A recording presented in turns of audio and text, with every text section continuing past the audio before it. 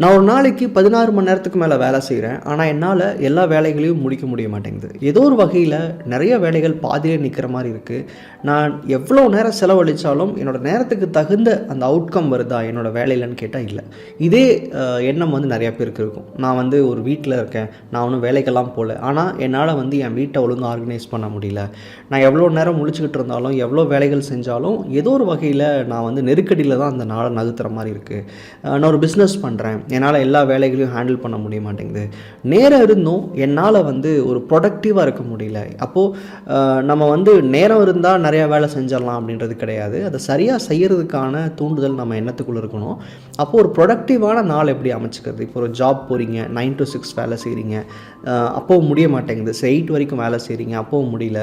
அப்போ வீட்டுக்கு எடுத்துகிட்டு வேலை செய்கிறீங்க, இல்லை ஏர்லி மார்னிங் எந்திரிச்சு நீங்கள் அதுக்காக பண்ண வேண்டியதாக இருக்குது. இது வெறும் வேலைக்கு போகிறவங்களுக்கு மட்டும் இல்லை, தொழில் பண்ணலாம், வீட்டில் இருக்கலாம், இல்லை நீங்கள் படிச்சுக்கிட்டு இருக்கலாம்.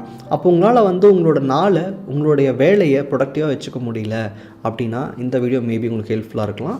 இதில் சில விஷயங்கள் பார்க்க போகிறோம். இது பொதுவாக நீங்கள் என்ன ஒரு வேலை செஞ்சாலும் எப்படி உங்களை ப்ரொடக்டிவாக வச்சுக்கிறது அப்படின்றத பற்றி தான் பார்க்க போகிறோம். நம்ம சேனல் பற்றி உங்களுக்கு தெரியல அப்படின்னா, நம்ம லா ஆஃப் அட்ராக்ஷன் பற்றி, மேனிஃபெஸ்டேஷன் பற்றி நிறையா விஷயங்கள் பேசிகிட்டு இருக்கோம். ஆல்மோஸ்ட் 2-3 இயர்ஸாக இந்த சேனல் இருக்குது. நிறைய விஷயங்கள் எப்படி எண்ணத்தை ஒருங்கிணைச்சிக்கிறது, எப்படி எண்ணம் செயல்படுது, என்ன மாதிரி எண்ணங்கள் நம்ம வாழ்க்கையில் சில வெற்றிகள் அடைய முடியாமல் தடுக்குதுன்றது நிறையா பேசியிருக்கோம். நீங்கள் பழைய வீடியோஸ் செக் பண்ணிங்கன்னா தெரிஞ்சுப்பீங்க.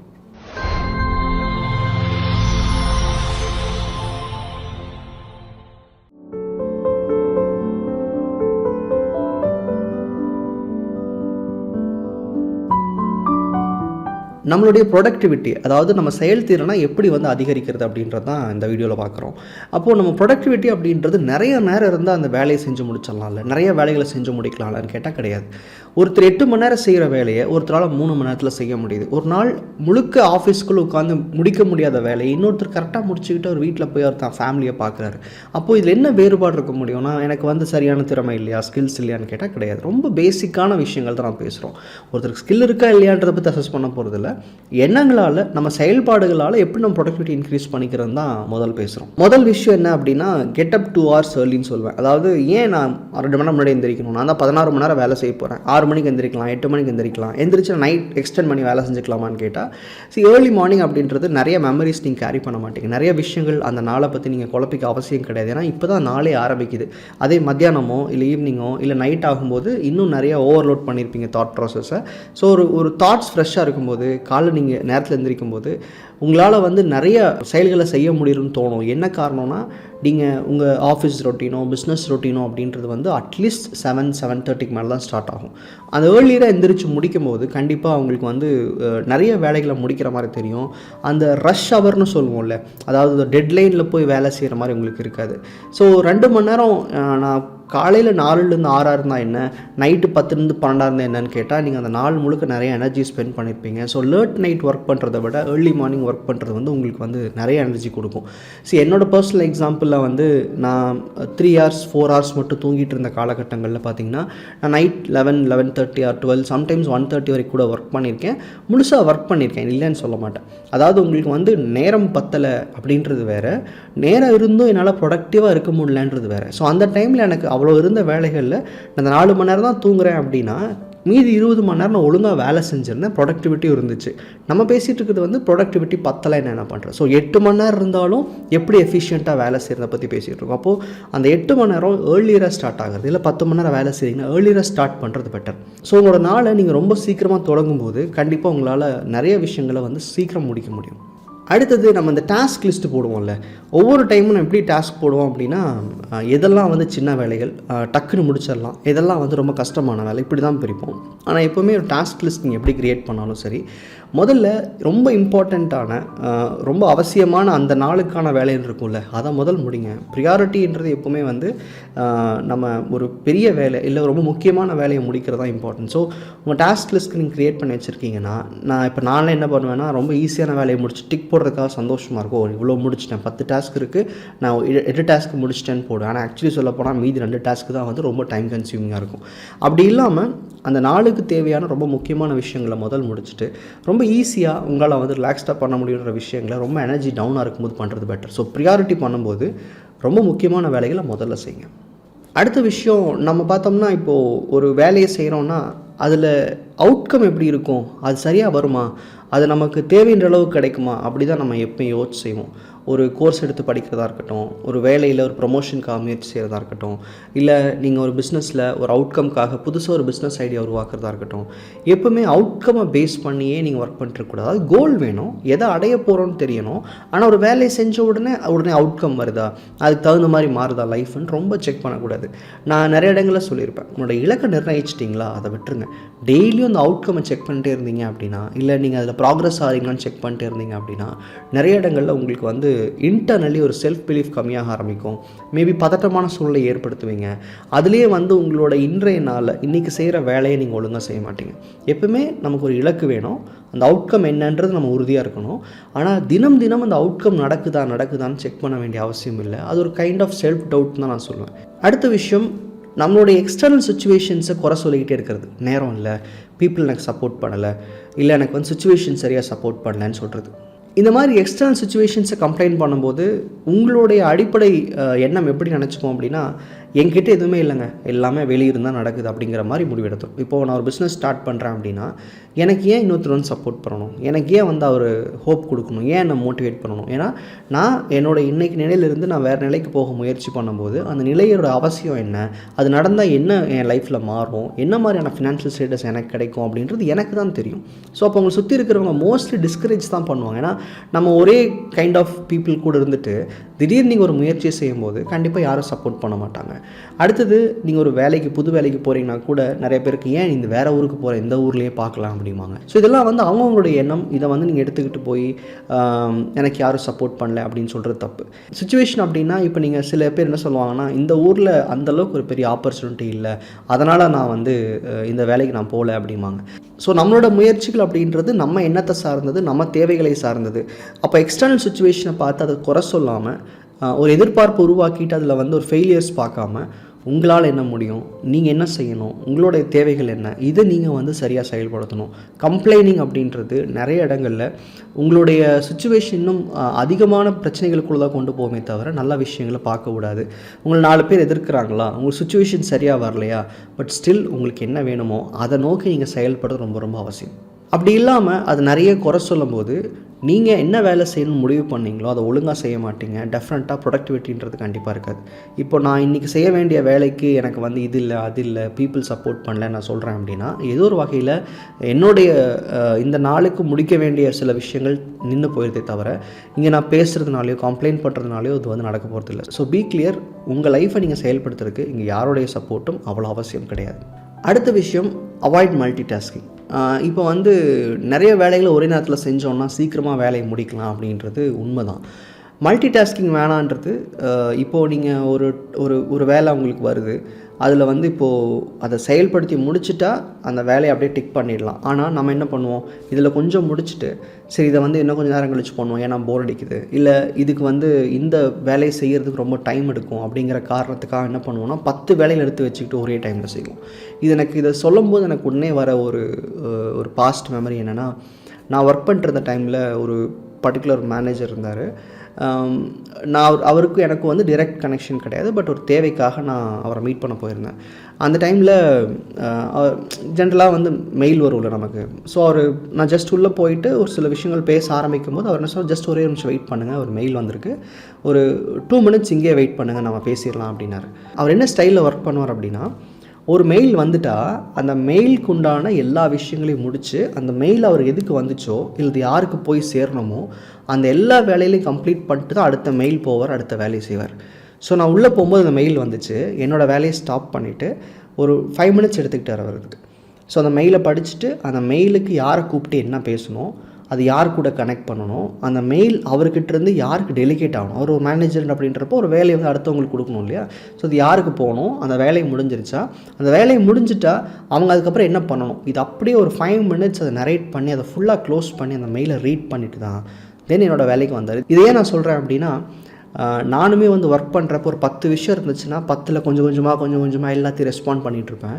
நம்ம ஒரு லிமிட்டுக்கு மேலே போகும்போது எதுவுமே முடிஞ்ச மாதிரி இருக்காது. இன்றைக்கி இன்னும் நிறைய வேலை செஞ்சுருப்போம், ஆனால் எல்லாத்துலேயுமே 10%, 15%, 30% பண்ணியிருப்போம். நமக்கு ஒரு ஃபுல்ஃபில்டு ஃபீலே நமக்கு இருக்காது. ஒரு வேலை எடுத்தால் முடிக்கணும். இப்போ என்னோடய ஒர்க்கில் பார்த்திங்கன்னா ஒரு நாளைக்கு நான் 3 வீடியோ பண்ணலான்னு பிளான் பண்ணிவிட்டு எல்லா கண்டென்ட்டையும் ப்ரிப்பேர் பண்ணுவேன். ஆனால் என்னோடய தாட் ப்ராசஸில் எப்படி இருக்கும், இந்த 3 எப்படி பண்ணணும் யோசிச்சுட்டே இருப்பேனே தவிர அந்த 1 ஸ்டார்ட் பண்ண மாட்டேன். ஸோ ஒரு மாதிரி பிளண்ட்டாக லைஃப்பை அப்ரோச் பண்ணாமல் உங்கள் டாஸ்க் லிஸ்ட் ஒன்று க்ரியேட் பண்ணுறீங்க, ஒரு வேலையை உங்களுக்கு உருவாக்குறீங்க அப்படின்னா ஒவ்வொரு வேலையாக முடிச்சுட்டு அடுத்தது போகிறது நல்லது. மல்டி டாஸ்கிங் தவறு கிடையாது. நம்ம அன்ப்ரொடக்டிவாக இருக்கிறோம், நம்மளால் வந்து நம்ம நேரத்தை சரியாக செயல்படுத்திக்க முடியல அப்படிங்கிறப்போ இந்த வே ஆஃப் ஸ்டைலை ஃபாலோ பண்ணுறது மேபி உங்களுக்கு ஹெல்ப் பண்ணலாம். அடுத்தது ரொம்ப முக்கியமானது, நான் ரொம்ப லேட்டாக புரிஞ்சுக்கிட்ட விஷயம்னு சொல்லலாம். ஒரு ரொட்டீன் ஃபாலோ பண்ணுறது நல்லது. ரொட்டீன் அப்படின்னா இந்த டைமுக்கு எந்திரிக்கணும், இந்த டைம் தூங்கணும். அதாவது எந்திரிக்கிறது தூங்குறது மட்டும் கிடையாது, உங்கள் வேலைக்குமே ரொட்டீன் வைக்கலாம். ஃபார் எக்ஸாம்பிள் நான் 6 to 9 o'clock அப்படின்றது எனக்கு வர மெசேஜஸ், எனக்கு அன்றைக்கி நான் டெலிகேட் பண்ண வேண்டிய வேலை, அன்றைக்கி நான் முடிக்க வேண்டிய விஷயங்கள், இது எல்லாத்தையுமே நான் ஆர்கனைஸ் பண்ணிவிடுவேன் மோஸ்ட்லி. அப்புறம் ஒரு 10:30 நான் ஒர்க் ஸ்டார்ட் பண்ணுறேன் அப்படின்னா 1:30 வரைக்கும் இதெல்லாம் பண்ணணும்.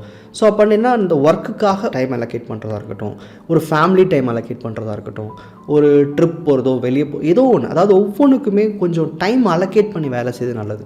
நான் இந்த மாதிரி இல்லாமல் ஒரு 20 மணி நேரம் அப்படியே ஒர்க் பண்ணியிருக்கேன், அதுவும் பண்ணியிருக்கேன். அது ப்ரொடக்டிவாக இருக்கிற வரைக்கும் நமக்கு பிரச்சனை இல்லை. நம்ம செய்கிற வேலை நகர்ந்துக்கிட்டே இருக்குது. நான் வந்து எல்லா இடத்துலையும் வந்து என்னுடைய முழுமையான நேரத்தையும் எண்ணத்தையும் செயல்படுத்தி என் வேலைகள் அழகாக முடியுதுன்னா பிரச்சனை இல்லை. அதாவது ப்ராக்ரஸ் இருக்குன்னா இந்த குழப்பங்கள் கிடையாது. ப்ராக்ரஸ் இல்லாமல் இருக்கேன், நான் எல்லாம் தொட்டுட்டு வந்துடுறேன் அப்படின்னா கண்டிப்பாக இந்த மாதிரி நீங்கள் உங்களுடைய ஒரு நாளை இல்லை உங்களுடைய ஒரு வாரத்தை கரெக்டாக பிளான் பண்ணுறது ரொம்ப இம்பார்ட்டண்ட். ஏன்னா நம்ம ஒரு 2 மணி நேரம் வேலை செய்வோம், நடுவில் கொஞ்சம் பர்சனல் வேலை பார்க்குறது, இந்த மாதிரி இல்லாமல் நீங்கள் பிஸ்னஸ் பண்ணுங்கள், வேலைக்கு போங்க, எதுவாக இருந்தாலும் சரி உங்களுடைய நேரத்தை அழகாக நீங்கள் வந்து பிளான் பண்ணுறதுமே ரொம்ப இம்பார்ட்டண்ட். சில பேர் என்ன பண்ணுவாங்கன்னா 9லேருந்து 9:10 வரைக்கும் இந்த வேலை, 9:10லேருந்து 9:20 வரைக்கும், இந்த மாதிரி ரொம்ப போட்டு நீங்கள் கிரிட்டிக்கல் பண்ணாதீங்க, ரொம்ப குழப்ப வேணாம் ரொட்டீனை. அந்த மாதிரி கேலண்டர் போகிறது ரொம்ப வர்ஸ்ட். நான் என்ன சொல்கிறேன்னா ஒரு நேரத்தை ஒரு பஞ்ச் ஆஃப் ஹார்ஸை வந்து ஒதுக்குறது ஒரு தேவைக்காக அப்படி வேணால் ட்ரை பண்ணி பாருங்கள். நிறைய பேர் வந்து டாஸ்க் போட்டு வேலை செய்வீங்க, நிறைய பேர் கேலண்டர் பேஸ் பண்ணி வேலை செய்கிற மாதிரி இருக்கும். ஸோ அதுவும் நல்லது தான். ஆனால் ஒரு மாதிரி ரொட்டீன் கிளியராக நீங்கள் க்ரியேட் பண்ணிட்டீங்க அப்படின்னா கண்டிப்பாக உங்கள் நேரத்தை வந்து ப்ரொடக்டிவாக வச்சுக்க முடியும். உங்கள் எண்ணமுமே அந்த நேரத்துக்கு தகுந்த மாதிரி மோல்ட் ஆகிடும். 9 மணியா ஓகே இனிமேல் ஒர்க் பண்ணணும், காலையில் 6 மணியா ஒர்க் பண்ணணும், இல்லை ஈவினிங் 5 மணிக்கு மேலே ஓகே ஃபன் டைம், ஏதோ ஒன்று பிரிக்கணும். அப்படி எதுவுமே இல்லாமல் எல்லாத்தையும் எல்லா நேரத்தில் செய்கிறது வந்து உண்மையிலே உங்களை ப்ரொடக்டிவாக இருக்க விடாது. அடுத்த விஷயம், இப்போ நம்ம சில முயற்சிகள் செஞ்சுக்கிட்டு அது சரியாக போகல, இல்லை நான் செஞ்சுக்கிட்டு இருக்கிற வேலை முடிய மாட்டேங்குது, இல்லை நான் செய்கிற வேலைக்கு இன்னொருத்தரோட உதவி தேவைப்படுது, ஏதோ ஒன்று. அப்போது ஒரு முடியாத ஒரு வேலை எடுத்துக்கிட்டு ரொம்ப நேரம் வச்சுக்கிட்டு இருக்கிறதோ, இல்லை முடியாத ஒரு பிஸ்னஸ் எடுத்துக்கிட்டு அதை நீங்கள் வந்து ரொம்ப ட்ரை பண்ணுறதோ கூட உங்களை வந்து மற்ற தேவையான விஷயங்கள் மேலே உங்கள் செயல்திறனை கொண்டு போக விடாது. அதை என்ன சொல்ல வரேன்னா, உங்களால் அதை முடியலையா, அது வந்து முடியாதுன்னு தோணுதா, அதில் வந்து ஒரு அவுட்கம் இல்லைன்னு தோணுதா, அதை தொடர்ந்து பண்ணாதீங்க, லெட் இட் கோன்னு சொல்கிறேன். அப்போது இதுக்கு ஒரு பெஸ்ட் எக்ஸாம்பிள் என்ன சொல்லலான்னா, நான் ஒரு பர்டிகுலர் ப்ராடக்ட் ஒன்று ரிலீஸ் பண்ணேன், நம்ம பிஸ்னஸ் சம்மந்தமாக தான். அப்போது எல்லா ப்ராடக்ட்டையும் ஏற்றுக்கிட்ட ஆடியன்ஸ் வந்து அந்த ஒரு ப்ராடக்ட் வந்து ஏற்றுக்கலை. பிகாஸ் அவங்களுக்கு அது கொஞ்சம் காஸ்ட்லியாக தெரிஞ்சுது. ஒரு சில நேரங்களில் எனக்கு கமெண்ட்ஸ் வந்துச்சு நிறையா, இது இவ்வளோ காஸ்ட்லியாக இருக்குது, மேனேஜ் பண்ண முடியாது, இல்லை இதை வந்து இப்படி நீங்கள் ப்ரெசென்ட் பண்ணியிருக்கலாம், ஏதோ நிறையா விஷயங்கள் எனக்கு வந்துச்சு. பட் அந்த ப்ராடக்ட் நான் வந்து ஒர்க் பண்ணுறது ஸ்டாப் பண்ணிவிட்டு நான் அடுத்தது போயிட்டேன். என்ன காரணம்னா, இப்போ நான் செஞ்சுட்டேன், அதுக்கு நான் எஃபர்ட் போட்டேன் அப்படின்றதுக்கு வேண்டி அதுலேயே ஸ்டே ஆகி நான் ப்ரொசீட் பண்ணலை. இப்போ எனக்கு ஒரு வேலை வருது, அந்த வேலையை வந்து சரியாக என்னால் வந்து எக்ஸிக்யூட் பண்ண முடியாது அப்படின்னா தொடர்ந்து பண்ணுறது உங்கள் நேரத்தையும் உங்கள் எண்ணத்தையும் செலவழிக்கிற மாதிரி ஆகும். ஒரு மூவ் ஆன் ஆகாத ஒரு விஷயத்தை ரொம்ப ஹோல்ட் பண்ணுறது உங்கள் எனர்ஜி நிறையா லூஸ் பண்ணுற மாதிரி ஆகிடும். ஸோ அப்போ அதை நான் ஸ்கிப் பண்ணிட்டு அடுத்தது போயிட்டேன். அதுக்கப்புறம் பெட்டரான விஷயங்கள் தான் பண்ணேன். ஸோ அது மாதிரி உங்களோட வேலையிலையோ பிஸ்னஸ்லேயோ ஈவன் என் வீட்லேயே கூட உங்களால் ஒரு வேலையை முழுமையாக முடிக்க முடியாது அப்படின்னா அது வந்து இந்த நிமிஷம் அதை ஸ்கிப் பண்ணிவிட்டு மொத்தமாக தாண்டி அடுத்ததுக்கு போயிடுறது நல்லது. இல்லை அதுக்கான நேரம் வர வரைக்கும் அதை வந்து தள்ளி வைக்கிறது ரொம்ப நல்லது. ஸோ உங்களால் முடியாத விஷயங்களை எடுத்துக்கிட்டு ரொம்ப நேரத்தை செலவழிக்காதீங்க. ப்ரொடக்டிவிட்டி அப்படின்றது இப்போ நான் சொல்லிட்டுறது இந்த பிளானிங் அண்ட் எக்ஸிக்யூட்டிங் மட்டும் கிடையாது, கேலண்டர் போடுறது, மல்டி டாஸ்க் இது மட்டும் கிடையாது. ப்ரொடக்டிவிட்டி அப்படின்றது உங்களோட எனர்ஜியும் சார்ந்தது. அதாவது உங்களுக்கு எவ்வளோ எனர்ஜி ஹோல்ட் பண்ணி வச்சுருக்கீங்க அப்படின்றது. அப்போ சரியான பிரேக்ஸ் எடுக்கிறதோ உங்கள் மைண்ட் ரிலாக்ஸ் பண்ணிக்கிறதோ ரொம்ப ரொம்ப இம்பார்ட்டன்ட். மைண்ட் ரிலாக்ஸ்னு சொன்னோன்னு உடனே எல்லோரும் பாட்டு, டிவி, புத்தகம்னு சொல்லி அப்படி சொல்ல வரல. ஒரு ப்ராப்பர் பிரேக் எடுக்கிறது. இப்போ நான் வந்து ஒரு ஒர்க் பண்ணுறேன் அப்படின்னா அந்த ஒர்க் தாண்டி சரியான நேரத்தில் சாப்பிட்றதோ, இல்லை எனக்கு ஒரு ரெஃப்ரெஷ்மெண்ட்டோ, எனர்ஜி திரும்ப ரீகெயின் பண்ணிக்கிறதோ ஏதோ ஒன்று. நீங்கள் அப்படி செலவழிக்கிற இந்த பிரேக் டைம் அப்படின்றது, அதாவது நீங்கள் ரிலாக்ஸ் பண்ணிக்கிறதுக்காக போகிறது, உங்கள் எனர்ஜியை கன்சியூம் பண்ணாத ஒரு விஷயமாக பார்த்துக்கோங்க. ஏதோ ஒரு வகையில் இங்கே செஞ்சிட்ருக்கிற வேலை கனெக்டிவிட்டி வேண்டாம், அதே சமயம் அது உங்கள் எனர்ஜியை கன்சியூம் பண்ணுற மாதிரி விஷயமாகவும் இருக்க வேண்டாம்னு சொல்ல வரேன். முக்கியமாக நீங்கள் எடுத்துக்கிற இந்த பிரேக்ஸ் அப்படின்றது ஒரு மீடியா அடிக்ஷனாக இருந்துச்சு அப்படிங்கிறது பட்சத்தில் தான் வந்து இந்த ப்ரொடக்டிவிட்டி அப்படிங்கிறது நிறைய லூஸ் ஆகும். இப்போ நான் சொன்னது எல்லாமே வந்து ஒரு கிளியரான, ஒரு அண்டர்ஸ்டாண்டபிளான, இல்லை எக்ஸிக்யூட் பண்ணக்கூடிய விஷயங்கள். இது வந்து தவிர்க்கவே முடியல அப்படின்னு சொல்கிறதுல என்னெல்லாம் இருக்கும் அப்படின்னா அடிக்ஷன்ஸ். நான் மொபைல் பார்த்துட்டு உட்காந்தேன்னா நான் படிக்கவே மாட்டேன்றேன், நான் வேலையை முடிக்க மாட்டேன்றேன். இப்போ நிறைய பேர் வந்து கெரியரில் இருப்பீங்க, ஆஃபீஸில் ஒர்க் பண்ணுவீங்க, ஏன் உங்களால் வேலையை முடிக்க முடியல அப்படின்னா அதிக நேரம் நீங்கள் ப்ரௌஸ் பண்ணுறது, ரேண்டமான விஷயங்கள் பார்க்குறது, சோஷியல் மீடியா ப்ரௌஸ் பண்ணுறது, உங்களோட கான்ஷியஸ் வந்து அதில் ஷார்ட் டேர்ம் ஹாப்பினஸ்க்குள்ளே கொண்டு போயிடுச்சு அப்படின்னா இதை நாளைக்கு பண்ணிக்கலாம், நாளானைக்கு பண்ணிக்கலாம்னு தோணும். அப்போது ஒர்க் பையில் போக ஆரம்பிக்கும். ஸோ இதெல்லாம் வந்து இங்கே நான் ஏன் சொல்லலை அப்படின்னா இதெல்லாம் வந்து நமக்கு தெரியும். ஸோ அப்போது ப்ரொடக்டிவிட்டி இன்க்ரீஸ் பண்ணுறதுக்கு நமக்கு முடிகிற தெரிஞ்ச வழிகள் தான் நான் சொல்லியிருக்கேனே தவிர, இப்போ நீங்கள் வந்து அடிக்ஷன் இருக்குது என்ன பண்ணலான்னா நான் 0 தான் பண்ணணும், அதுக்கு ஒன்றும் இங்கே சொல்யூஷன் கிடையாது. அப்போது இந்த மாதிரி உங்களால் தெரிஞ்சும் தவறு செஞ்சுக்கிட்டு இருப்பீங்க இல்லையா, அந்த ஏரியாஸையும் நீங்கள் கரெக்ட் பண்ணணும். ஆனால் இப்போ நான் சொன்ன இந்த 7-8 விஷயங்கள் அப்படின்றது டெஃபினட்டாக நீங்கள் வந்து ஈஸியாக எக்ஸிக்யூட் பண்ணக்கூடிய விஷயந்தான். ஆனால் ஒரு சின்ன ஒரு எஃபர்ட், இப்போ நான் ஸ்டார்ட் பண்ணணும் அப்படின்னா ஒரு எஃபர்ட் போடணும், ஒரு ஸ்கெடியூல் போடணுமா, ஒரு எஃபர்ட் போடணும். ஏர்லி மார்னிங் எந்திரிச்சு பழகணுமா, நான் 2 hours சொல்லியிருக்கேன்னா ஒரு 1 hour ட்ரை பண்ணுங்கள் முன்னாடி, அதுக்கப்புறம் 1.5 hours ட்ரை பண்ணுங்கள், அப்புறம் 2 hours ட்ரை பண்ணுங்கள். நீங்கள் ஸ்லீப்போட அந்த கேலண்டர்லாம் மாற்ற ரொம்ப ஈஸி, அதெல்லாம் பண்ணிட முடியும்.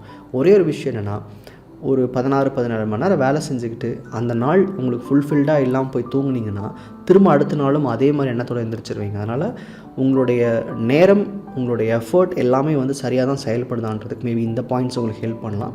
ஸோ உங்களுக்கு எதுவும் கமெண்ட்ஸ் இருந்ததுன்னா கீழே மென்ஷன் பண்ணுங்கள். நன்றி.